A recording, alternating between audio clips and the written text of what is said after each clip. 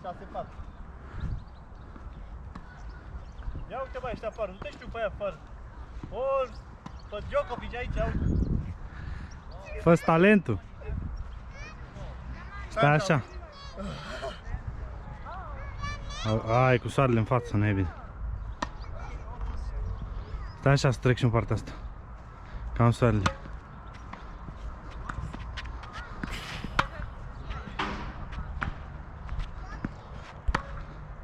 Ce-i dau mă așa fără? Doamne, cum îți dau așa tare? Te băi și ia tu mingea de afară. Mami, nu-mi place, te rog frumos. Deci susținătorii. Hai, tati! Campion.